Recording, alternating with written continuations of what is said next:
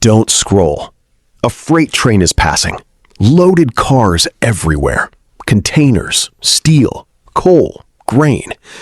And then, one car. Empty. Rolling at full speed with nothing inside. You assumed it was a mistake. It is not. That empty car is exactly where it is supposed to be. And why it stays on that train instead of being removed will completely change how you see every train you ever pass. Most people think empty means waste. It is not waste. It is a decision. A decision based on physics, federal law, and operational economics that makes removing that car more expensive and more dangerous than simply keeping it. Here is how. A freight train is not one vehicle. It is hundreds of independent units connected by couplers, each car its own separate object. Each one responding to braking forces differently based on one thing: weight. A loaded freight car weighs up to 130 tons. An empty one weighs 25 to 30 tons. 5 times lighter, sitting directly beside cars 5 times heavier. Now, brake. Freight trains use compressed air braking. A pipe runs the full length of the train. When the engineer brakes, the signal travels front to back. Not simultaneously, sequentially. On a mile-long train, that signal takes several seconds to reach the last car. Front cars are slowing, rear cars still moving at full speed. This creates 2 dangerous forces. Buff, cars compressing into each other from behind. Draft, cars pulling apart from the front. Now, add an empty car. It brakes 5 times faster than the loaded cars beside it, creating a sudden stress point right at that coupler. A point where the risk of a mechanical failure or a derailment increases significantly.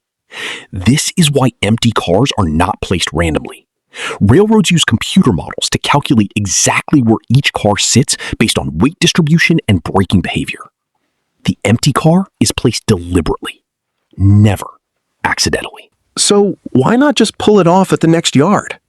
Because removing one car from a train is not simple. The train must be routed to a specific track. The car must be uncoupled from both neighbors. Federal regulations require a full inspection of the car and every car it was coupled to before the train can move again. That inspection must be performed by a qualified crew member, documented, signed off. All of that takes time. Time creates schedule delay. Delay means loaded cars carrying actual cargo arrive late. Late delivery triggers penalty clauses in shipper contracts. The fuel cost of hauling one empty car hundreds of miles is real, but it is almost always less than the combined cost of the yard time, the inspection, the crew, and the contract penalties. The empty car stays because keeping it is cheaper, faster, simpler, every time. If you are still here, you are already seeing something most people never think about. Subscribe now so you don't miss what we show next. It only gets more interesting from here.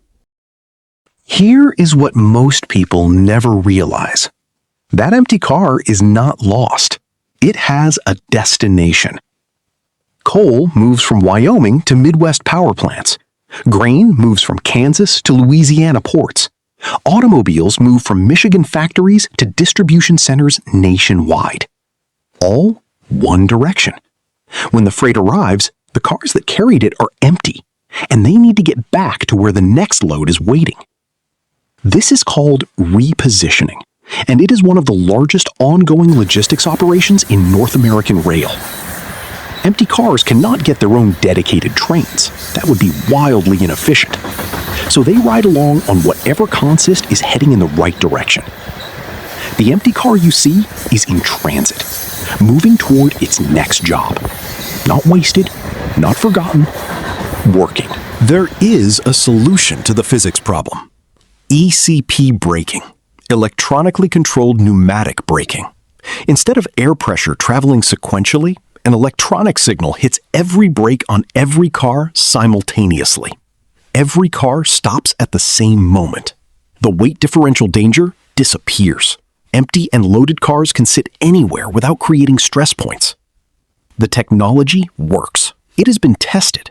But retrofitting it across the entire North American freight network, hundreds of thousands of cars owned by thousands of different entities across 6 Class 1 railroads and hundreds of short lines, would cost billions. No single authority can mandate it. No single company can afford it alone. So the compressed air system stays, the weight calculations stay, and the empty car stays exactly where the computer model put it.